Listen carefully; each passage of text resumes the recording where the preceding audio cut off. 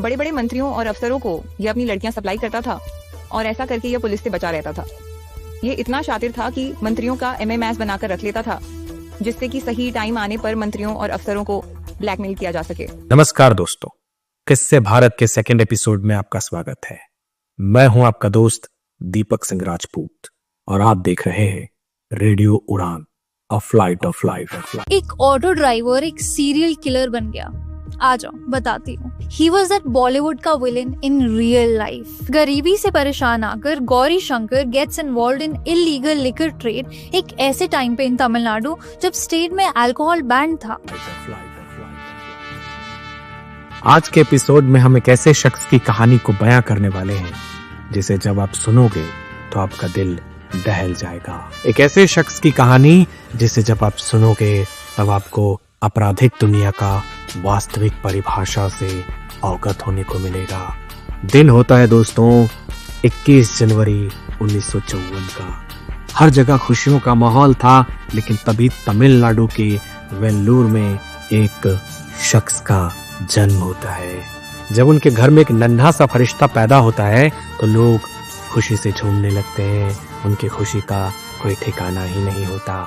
ऐसा नहीं है कि केवल उनके घर वाले ही खुश थे, उनके घर के साथ साथ कांगियनलूर में पूरा गांव खुशी मना रहा था। घर वाले पूछते हैं इनकी परवरिश कैसे करेंगे, लेकिन उनके पिताजी कभी ये चीज को नहीं सोचते, बल्कि इन चीजों को वो नजरअंदाज कर देते हैं। आप सोच रहे होंगे कि मैं किस शख्स की बात कर रहा हूं, तो चलिए बता ही देता हूं। आज हम बात कर रहे हैं आपराधिक दुनिया का बेताज बादशाह, जिसका नाम सुनते ही तमिलनाडु कपकपा उठता है, जिसका नाम सुनते ही बादल गरजने लगते हैं। हम एक ऐसे शख्स को सुनने वाले हैं, एक ऐसे शख्स की कहानी को सुनने वाले हैं जिसने कोर्टों में बैठकर ही ना जाने कितने लोगों को मौत की नींद सुला दी। रोमांच से भरा और खौफनाक अपराध को अंजाम देता हुआ इस शख्स का नाम होता है गौरी शंकर।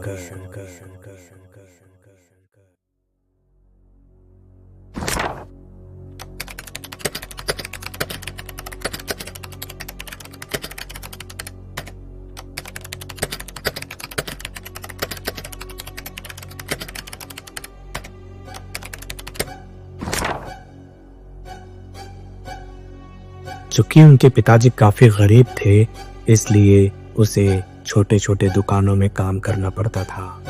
शुरू से ही सपने को लेकर के उड़ते हुए शख्स यानी कि गौरी शंकर को बहुत ज्यादा पैसा कमाना था। जब उसे पैसे की जरूरत हद से ज्यादा होने लगी तो अपने पिता को छोड़कर वो उड़ीसा चले जाते हैं। उड़ीसा में कुछ दिन काम करने के बाद 1970 में वापस से वो चेन्नई आ जाते हैं। 1970 से 1980 के दशक में उन्होंने अपराध को एक नई ऊंचाई दी। जब वो उड़ीसा से तमिलनाडु पहुंचे तो सबसे पहले वो मायलापुर के छोटे छोटे झुग्गियों में रहा करते थे, लेकिन धीरे धीरे दक्षिण चेन्नई में चले गए, जहां तेजी से विकसित हो रहे तिरुवन्यूर में अपना बसेरा डाला। उस समय तमिलनाडु की सरकार ने शराब पर रोक लगा दिया था। ऐसे में पैसा कमाने का होड़ गौरी शंकर के मन में दिन प्रतिदिन घर किए जा रहा था। शराब बंद होने के बाद वहां पे इनलीगल शराब की तस्करी शुरू हो गई। तभी गौरी शंकर की मुलाकात एक दोस्त से होती है। वो कहता है कि आप शराब की इनलीगल तस्करी करिए, इसमें बहुत ज्यादा पैसा है। अधिक पैसे के होड़ में गौरी शंकर पागल हो जाता है और वो शराब की तस्करी करने के लिए मान जाता है। धीरे धीरे शंकर शराब की तस्करी करने लगता है, शराब बहुत ज्यादा सप्लाई करने लगता है और उसके पास जो पैसे की तंगी थी वो कहीं ना कहीं खत्म होने लगती है। शराब की तस्करी में वो इतना पागल हो जाता है कि वो एक ऑटो खरीद लेता है और ऑटो में ही शराब बेचने लगता है। ऐसे में जब यह बात पुलिस वालों को पता चलती है तो पुलिस वाले उन्हें धर दबोचते हैं, लेकिन मीठी बाणी और पैसे में भला पुलिस क्यों नहीं बिक सकती।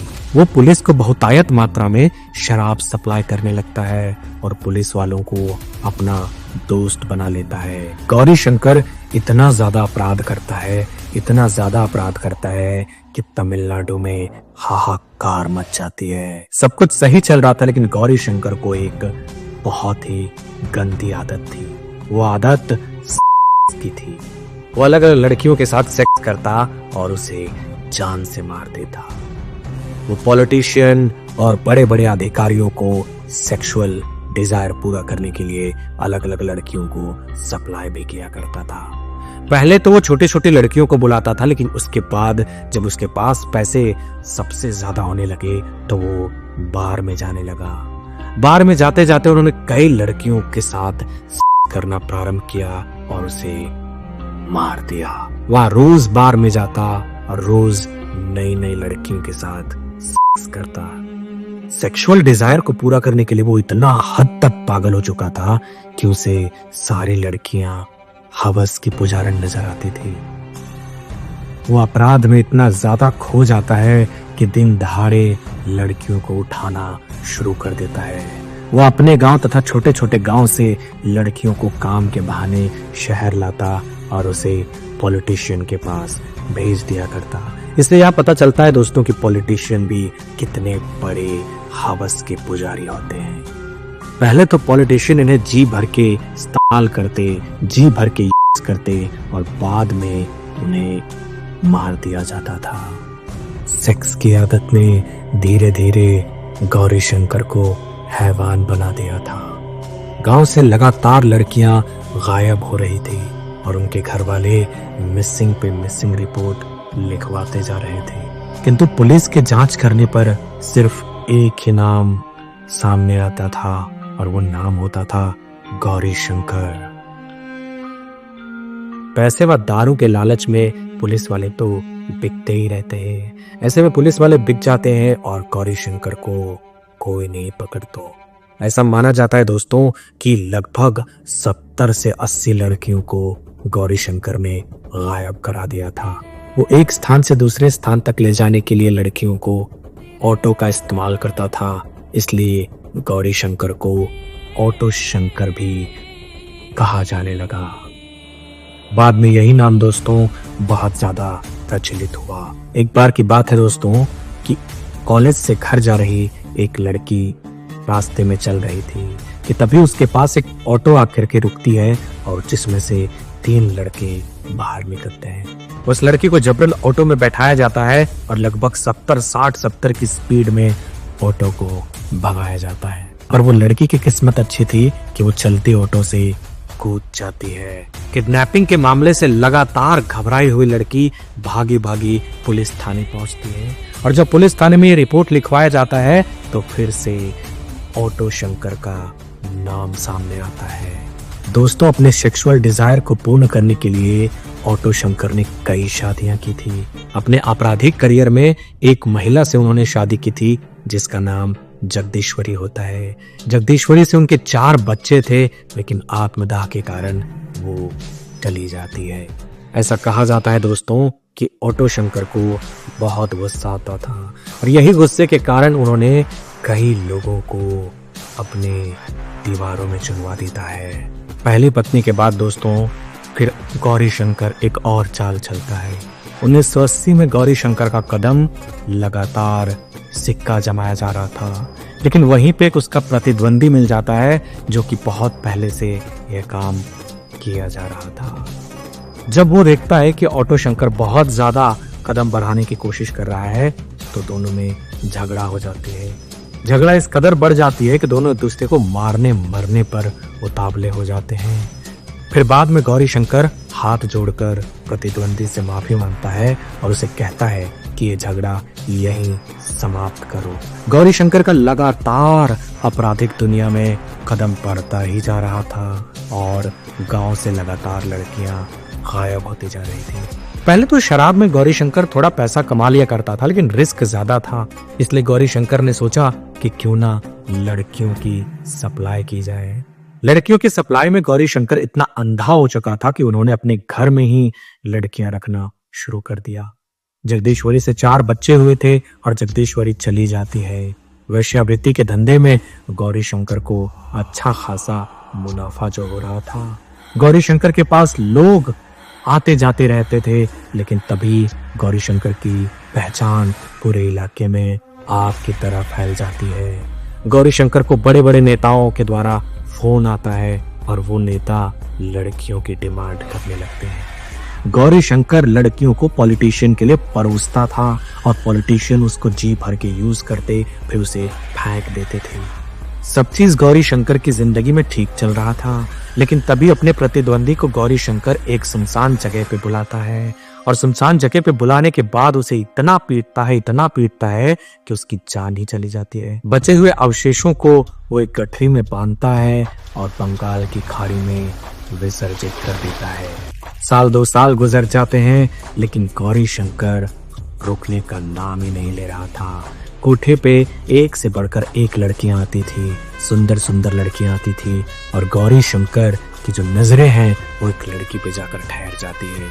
उस लड़की का नाम ललिता होता है। गौरी शंकर उससे बहुत प्यार करता है और गौरी शंकर उससे शादी भी कर लेता है। ललिता उसकी तीसरी पत्नी होती है, लेकिन एक दिन वो मुत्तू नाम के व्यक्ति के साथ भाग जाती है। अपने पूरे नेटवर्क फैला देता है ताकि वो ललिता और उसके गैंग के एक मेंबर को ढूंढ सके। दिन वही होता है दोस्तों, दोनों पकड़े जाते हैं। उसके बाद दोनों को इतना मारा जाता है कि वो मर जाते हैं। मारने के बाद उसे सीमेंट में चुनवा दिया जाता है। जब ऑटो शंकर ने सोचा कि चलो अब कुछ और ज्यादा बड़ा करते हैं, फिर वो अपने घर के बगल में ही बार खोल देता है।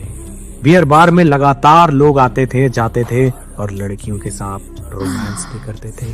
ऐसे में 3 बंदे वहां पे पहुंचते हैं जो एक लड़की को बाहर ले जाने के लिए जिद करने लगते हैं, जिसका नाम होता है संपत, मोहन और गोविंदराज।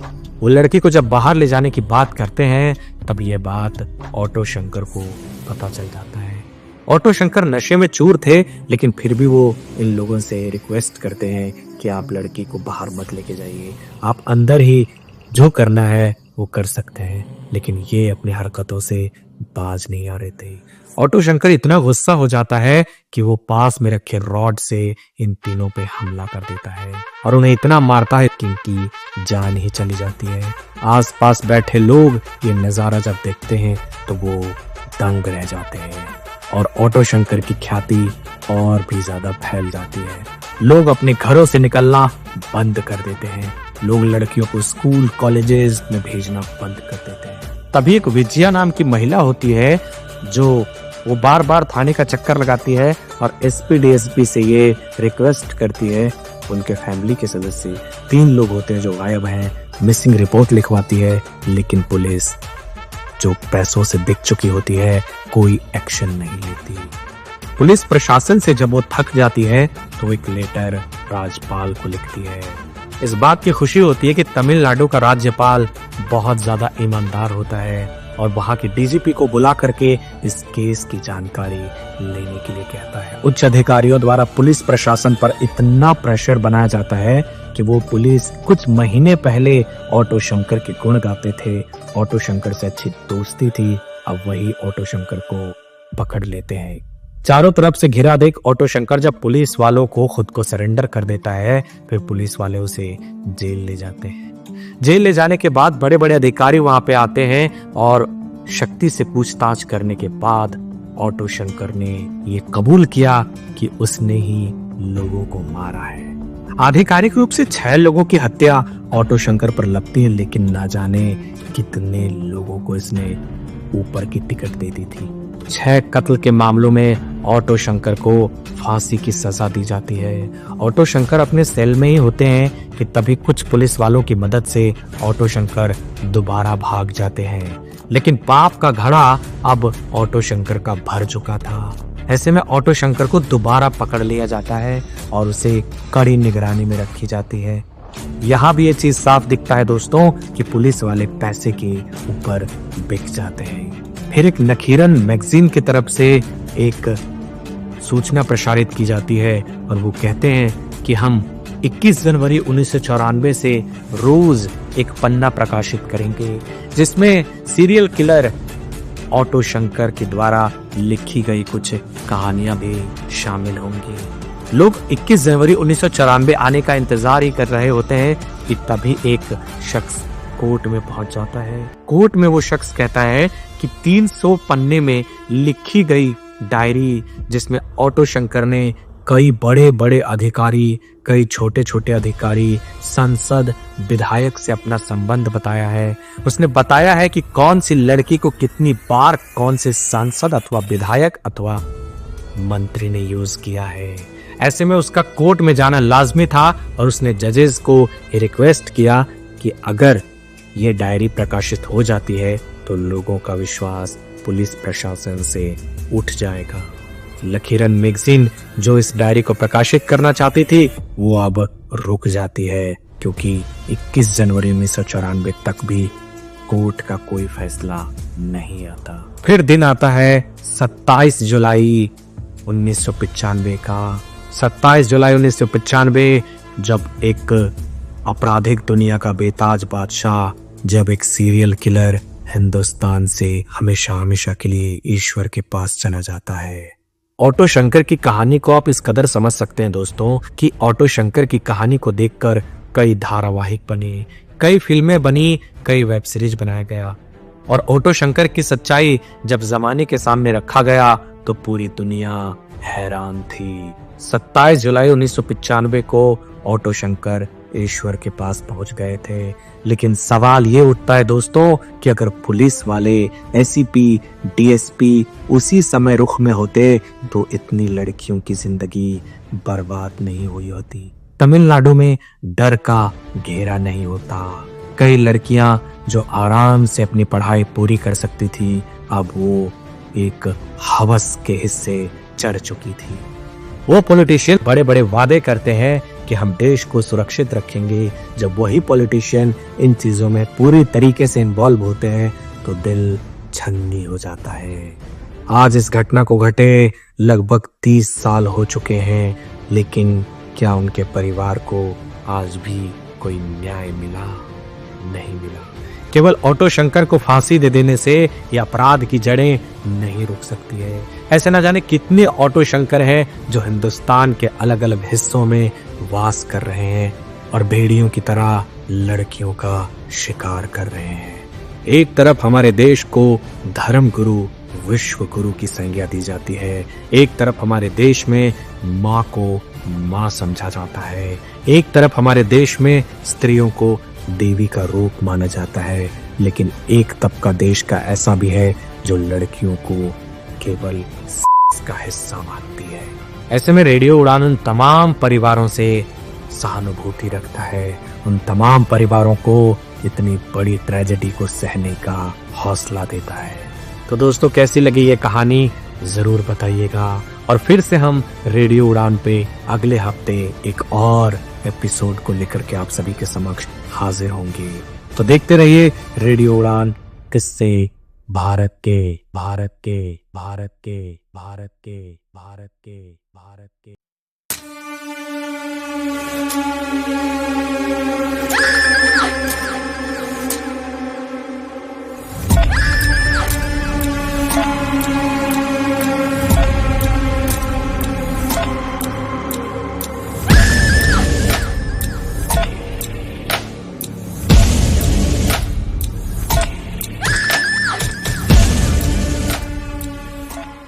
बड़े बड़े मंत्रियों और अफसरों को ये अपनी लड़कियां सप्लाई करता था और ऐसा करके ये पुलिस से बचा रहता था। ये इतना शातिर था कि मंत्रियों का MMS बनाकर रख लेता था, जिससे कि सही टाइम आने पर मंत्रियों और अफसरों को ब्लैकमेल किया जा सके। नमस्कार दोस्तों, किससे भारत के सेकंड एपिसोड में आपका स्वागत है। मैं हूं आपका दोस्त दीपक सिंह राजपूत और आप देख रहे हैं रेडियो उड़ान, अ फ्लाइट ऑफ लाइफ। एक ऑटो ड्राइवर एक सीरियल किलर बन गया। आ जाओ बताती हूँ। He was that बॉलीवुड का विलन in real life। गरीबी से परेशान आकर Gauri Shankar gets involved in illegal liquor trade एक ऐसे टाइम पे इन तमिलनाडु जब स्टेट में अल्कोहल बैन था। आज के एपिसोड में हम एक ऐसे शख्स की कहानी को बयां करने वाले हैं जिसे जब आप सुनोगे तो आपका दिल दहल जाएगा। एक ऐसे शख्स की कहानी जिसे जब आप सुनोगे तब आपको आपराधिक दुनिया का वास्तविक परिभाषा से अवगत होने को मिलेगा। दिन होता है दोस्तों 21 जनवरी 1954 का। हर जगह खुशियों का माहौल था, लेकिन तभी तमिलनाडु के वेल्लूर में एक शख्स का जन्म होता है। जब उनके घर में एक नन्हा सा फरिश्ता पैदा होता है तो लोग खुशी से झूमने लगते हैं। उनकी खुशी का कोई ठिकाना ही नहीं होता। ऐसा नहीं है कि केवल उनके घर वाले ही खुश थे, उनके घर के साथ साथ कांगियनलूर में पूरा गांव खुशी मना रहा था। घर वाले पूछते हैं इनकी परवरिश कैसे करेंगे, लेकिन उनके पिताजी कभी ये चीज को नहीं सोचते, बल्कि इन चीजों को वो नजरअंदाज कर देते हैं। आप सोच रहे होंगे कि मैं किस शख्स की बात कर रहा हूं, तो चलिए बता ही देता हूं। आज हम बात कर रहे हैं आपराधिक दुनिया का बेताज बादशाह, जिसका नाम सुनते ही तमिलनाडु कपकपा उठता है, जिसका नाम सुनते ही बादल गरजने लगते हैं। हम एक ऐसे शख्स को सुनने वाले हैं, एक ऐसे शख्स की कहानी को सुनने वाले हैं जिसने कोर्टों में बैठकर ही ना जाने कितने लोगों को मौत की नींद सुला दी। रोमांस से भरा और खौफनाक अपराध को अंजाम देता हुआ इस शख्स का नाम होता है गौरी शंकर।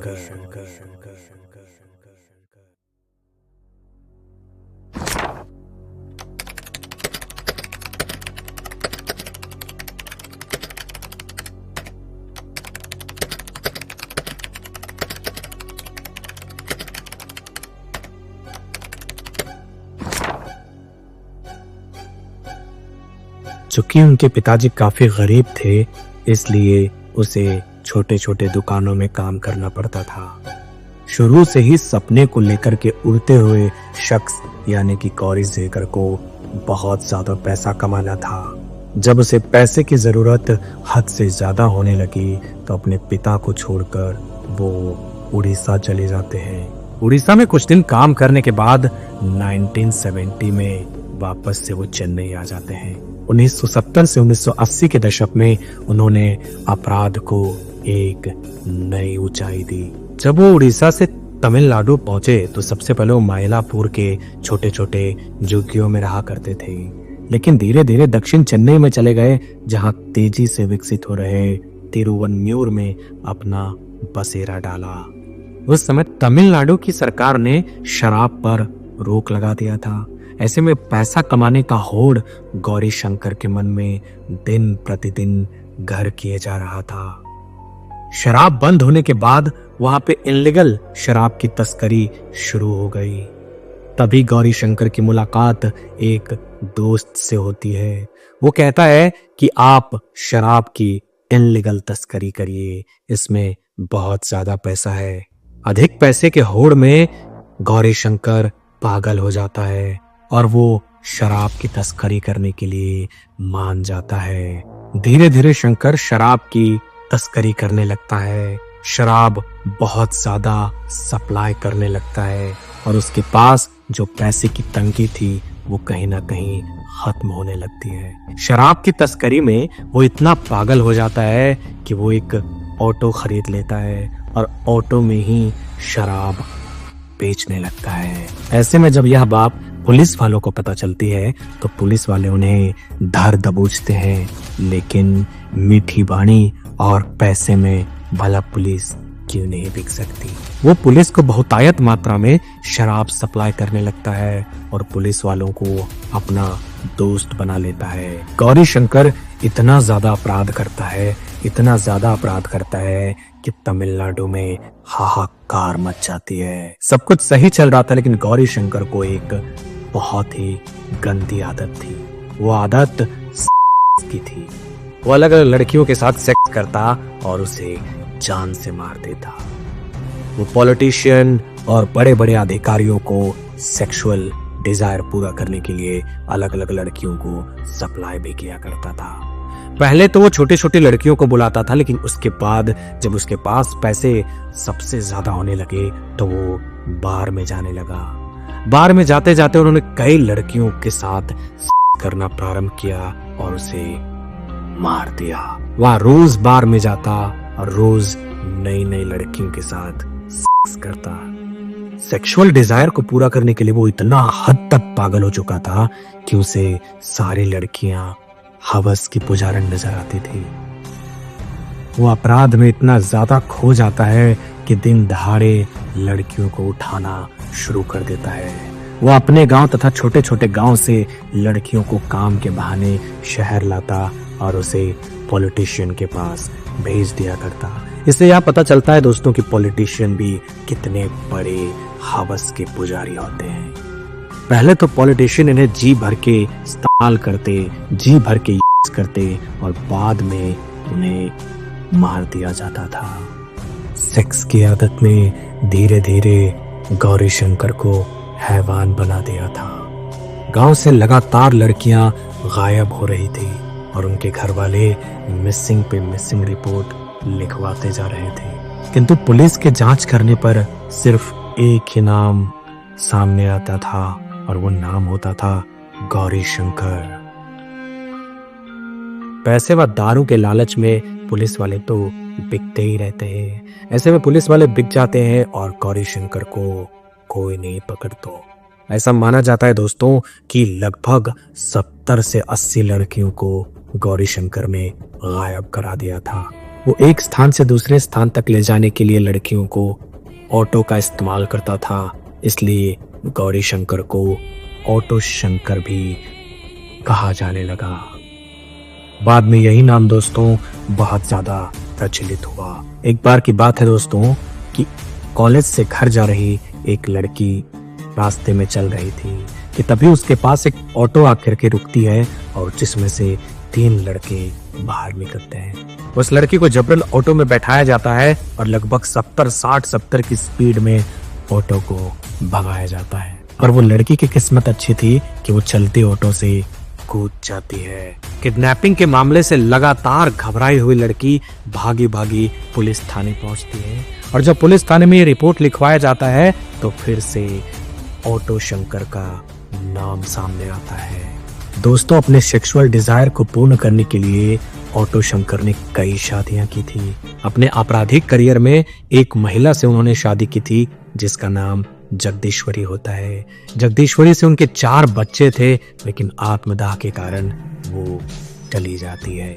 ऐसा कहा जाता है दोस्तों कि ऑटो शंकर को बहुत गुस्सा आता था और यही गुस्से के कारण उन्होंने कई लोगों को अपने दीवारों में चुनवा देता है।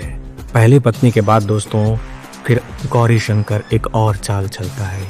1980 में गौरी शंकर का कदम लगातार सिक्का जमाया जा रहा था, लेकिन वहीं पे एक उसका प्रतिद्वंदी मिल जाता है जो कि बहुत पहले से यह काम किया जा रहा था। जब वो देखता है कि ऑटो शंकर बहुत ज्यादा कदम बढ़ाने की कोशिश कर रहा है तो दोनों में झगड़ा हो जाती है। झगड़ा इस कदर बढ़ जाती है कि दोनों एक दूसरे को मारने मरने पर उतावले हो जाते हैं। फिर बाद में गौरी शंकर हाथ जोड़कर प्रतिद्वंदी से माफी मांगता है और उसे कहता है कि ये झगड़ा यहीं समाप्त करो। गौरी शंकर का लगातार आपराधिक दुनिया में कदम बढ़ता ही जा रहा था और गांव से लगातार लड़कियां गायब होती जा रही थी। पहले तो शराब में गौरी शंकर थोड़ा पैसा कमा लिया करता था, लेकिन रिस्क ज्यादा था, इसलिए गौरी शंकर ने सोचा कि क्यों ना लड़कियों की सप्लाई की जाए। लड़कियों की सप्लाई में गौरी शंकर इतना अंधा हो चुका था कि उन्होंने अपने घर में ही लड़कियां रखना शुरू कर दिया। जगदीश्वरी से 4 बच्चे हुए थे और जगदीश्वरी चली जाती है। वेश्यावृत्ति के धंधे में गौरी शंकर को अच्छा खासा मुनाफा जो हो रहा था। गौरी शंकर के पास लोग आते जाते रहते थे, लेकिन तभी गौरी शंकर की पहचान पूरे इलाके में आग की तरह फैल जाती है। गौरी शंकर को बड़े बड़े नेताओं के द्वारा फोन आता है और वो नेता लड़कियों की डिमांड करने लगते हैं। गौरी शंकर लड़कियों को पॉलिटिशियन के लिए परोसता था और पॉलिटिशियन उसको जी भर के यूज करते, फिर उसे फेंक देते थे। सब चीज गौरी शंकर की जिंदगी में ठीक चल रहा था, लेकिन तभी अपने प्रतिद्वंदी को गौरी शंकर एक सुनसान जगह पे बुलाता है और सुनसान जगह पे बुलाने के बाद उसे इतना पीटता है कि उसकी जान ही चली जाती है। बचे हुए अवशेषों को वो एक गठरी में बांधता है और बंगाल की खाड़ी में विसर्जित कर देता है। साल 2 साल गुजर जाते हैं, लेकिन गौरी शंकर रुकने का नाम ही नहीं ले रहा था। कोठे पे एक से बढ़कर एक लड़कियां आती थी, सुंदर सुंदर लड़कियां आती थी, और गौरी शंकर की जो नजरें हैं वो एक लड़की पे जाकर ठहर जाती है। उस लड़की का नाम ललिता होता है। गौरी शंकर उससे बहुत प्यार करता है और गौरी शंकर उससे शादी भी कर लेता है। ललिता उसकी तीसरी पत्नी होती है, लेकिन एक दिन वो मुत्तू नाम के व्यक्ति के साथ भाग जाती है। अपने पूरे नेटवर्क फैला देता है ताकि वो ललिता और उसके गैंग के एक मेंबर को ढूंढ सके। दिन वही होता है दोस्तों, दोनों पकड़े जाते हैं। उसके बाद दोनों को इतना मारा जाता है कि वो मर जाते हैं। मारने के बाद उसे सीमेंट में चुनवा दिया जाता है।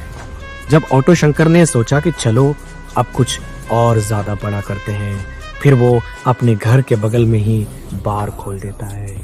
बियर बार में लगातार लोग आते थे, जाते थे और लड़कियों के साथ रोमांस भी करते थे। ऐसे में 3 बंदे वहां पे पहुंचते हैं जो एक लड़की को बाहर ले जाने के लिए जिद करने लगते हैं, जिसका नाम होता है संपत मोहन और गोविंद राज। वो लड़की को जब बाहर ले जाने की बात करते हैं, तब ये बात ऑटो शंकर को पता चल जाता है। ऑटो शंकर नशे में चूर थे, लेकिन फिर भी वो इन लोगों से रिक्वेस्ट करते हैं कि आप लड़की को बाहर मत लेके जाइए, आप अंदर ही जो करना है वो कर सकते हैं। लेकिन ये अपनी हरकतों से बाज नहीं आ रहे थे। ऑटो शंकर इतना गुस्सा हो जाता है कि वो पास में रखे रॉड से इन तीनों पे हमला कर देता है और उन्हें इतना मारता है कि इनकी जान ही चली जाती है। आसपास बैठे लोग ये नजारा जब देखते हैं तो वो दंग रह जाते हैं और ऑटो शंकर की ख्याति और भी ज्यादा फैल जाती है। लोग अपने घरों से निकलना बंद कर देते हैं। लोग लड़कियों को स्कूल कॉलेजेस में भेजना बंद कर देते हैं। तभी एक विजया नाम की महिला होती है जो वो बार बार थाने का चक्कर लगाती है और एसपी डीएसपी से ये रिक्वेस्ट करती है। उनके फैमिली के सदस्य 3 लोग होते हैं जो गायब हैं, मिसिंग रिपोर्ट लिखवाती है, लेकिन पुलिस जो पैसों से बिक चुकी होती है कोई एक्शन नहीं लेती। पुलिस प्रशासन से जब वो थक जाती है तो एक लेटर राज्यपाल को लिखती है। इस बात की खुशी होती है कि तमिलनाडु का राज्यपाल बहुत ज्यादा ईमानदार होता है और वहां के डीजीपी को बुला करके इस केस की जानकारी लेने के लिए कहता है। उच्च अधिकारियों द्वारा पुलिस प्रशासन पर इतना प्रेशर बनाया जाता है कि वो पुलिस कुछ महीने पहले ऑटो शंकर के गुण गाते थे, ऑटो शंकर से अच्छी दोस्ती थी, अब वही ऑटो शंकर को पकड़ लेते हैं। चारों तरफ से घिरा देख ऑटो शंकर जब पुलिस वालों को खुद को सरेंडर कर देता है, फिर पुलिस वाले उसे जेल ले जाते हैं। जेल ले जाने के बाद बड़े बड़े अधिकारी वहां पे आते हैं और शक्ति से पूछताछ करने के बाद ऑटो शंकर ने ये कबूल किया कि उसने ही लोगों को मारा है। आधिकारिक रूप से 6 लोगों की हत्या ऑटो शंकर पर लगती है, लेकिन ना जाने कितने लोगों को इसने ऊपर की टिकट दे दी थी। 6 कत्ल के मामलों में ऑटो शंकर को फांसी की सजा दी जाती है। ऑटो शंकर अपने सेल में ही होते हैं कि तभी कुछ पुलिस वालों की मदद से ऑटो शंकर दोबारा भाग जाते हैं, लेकिन पाप का घड़ा अब ऑटो शंकर का भर चुका था। ऐसे में ऑटो शंकर को दोबारा पकड़ लिया जाता है और उसे कड़ी निगरानी में रखी जाती है। यहाँ भी ये चीज साफ दिखता है दोस्तों कि पुलिस वाले पैसे के ऊपर बिक जाते हैं। फिर एक नखीरन मैगजीन की तरफ से एक सूचना प्रसारित की जाती है और वो कहते हैं कि हम 21 जनवरी 1994 से रोज एक पन्ना प्रकाशित करेंगे जिसमें सीरियल किलर ऑटो शंकर के द्वारा लिखी गई कुछ कहानियां भी शामिल होंगी। लोग 21 जनवरी 1994 आने का इंतजार ही कर रहे होते हैं कि तभी एक शख्स कोर्ट में पहुंच जाता है। कोर्ट में वो शख्स कहता है कि 300 पन्ने में लिखी गई डायरी जिसमें ऑटो शंकर ने कई बड़े बड़े अधिकारी, कई छोटे छोटे अधिकारी, सांसद, विधायक से अपना संबंध बताया है। उसने बताया है कि कौन सी लड़की को कितनी बार कौन से सांसद अथवा विधायक अथवा मंत्री ने यूज किया है। ऐसे में उसका कोर्ट में जाना लाजमी था और उसने जजेस को रिक्वेस्ट किया कि अगर ये डायरी प्रकाशित हो जाती है तो लोगों का विश्वास पुलिस प्रशासन से उठ जाएगा। लकीरन मैगजीन जो इस डायरी को प्रकाशित करना चाहती थी वो अब रुक जाती है, क्योंकि 21 जनवरी 1994 तक भी कोर्ट का कोई फैसला नहीं आता। फिर दिन आता है 27 जुलाई 1995 का। 27 जुलाई 1995 जब एक आपराधिक दुनिया का बेताज बादशाह, जब एक सीरियल किलर हिंदुस्तान से हमेशा हमेशा के लिए ईश्वर के पास चला जाता है। ऑटो शंकर की कहानी को आप इस कदर समझ सकते हैं दोस्तों कि ऑटो शंकर की कहानी को देखकर कई धारावाहिक बने, कई फिल्में बनी, कई वेब सीरीज बनाया गया। और ऑटो शंकर की सच्चाई जब जमाने के सामने रखा गया तो पूरी दुनिया हैरान थी। 27 जुलाई 1995 को ऑटो शंकर ईश्वर के पास पहुंच गए थे। लेकिन सवाल ये उठता है दोस्तों कि अगर पुलिस वाले, एसीपी, डीएसपी उसी समय रुख में होते तो इतनी लड़कियों की जिंदगी बर्बाद नहीं हुई होती। तमिलनाडु में डर का घेरा नहीं होता। कई लड़कियां जो आराम से अपनी पढ़ाई पूरी कर सकती थी अब वो एक हवस के हिस्से चढ़ चुकी थी। वो पॉलिटिशियन बड़े बड़े वादे करते हैं कि हम देश को सुरक्षित रखेंगे। जब वही पॉलिटिशियन इन चीजों में पूरी तरीके से इन्वॉल्व होते हैं तो दिल छन्नी हो जाता है। आज इस घटना को घटे लगभग 30 साल हो चुके हैं, लेकिन क्या उनके परिवार को आज भी कोई न्याय मिला? नहीं मिला। केवल ऑटो शंकर को फांसी दे देने से यह अपराध की जड़ें नहीं रुक सकती है। ऐसे न जाने कितने ऑटो शंकर हैं जो हिंदुस्तान के अलग अलग हिस्सों में वास कर रहे हैं और भेड़ियों की तरह लड़कियों का शिकार कर रहे हैं। एक तरफ हमारे देश को धर्म गुरु, विश्व गुरु की संज्ञा दी जाती है, एक तरफ हमारे देश में माँ को माँ समझा जाता है, एक तरफ हमारे देश में स्त्रियों को देवी का रूप माना जाता है, लेकिन एक तबका देश का ऐसा भी है जो लड़कियों को केवल का हिस्सा मानती है। ऐसे में रेडियो उड़ान उन तमाम परिवारों से सहानुभूति रखता है, उन तमाम परिवारों को इतनी बड़ी ट्रेजेडी को सहने का हौसला देता है। तो दोस्तों कैसी लगी ये कहानी जरूर बताइएगा, और फिर से हम रेडियो उड़ान पे अगले हफ्ते एक और एपिसोड को लेकर के आप सभी के समक्ष हाजिर होंगे। तो देखते रहिए रेडियो उड़ान, किससे भारत के भारत के भारत के भारत के भारत के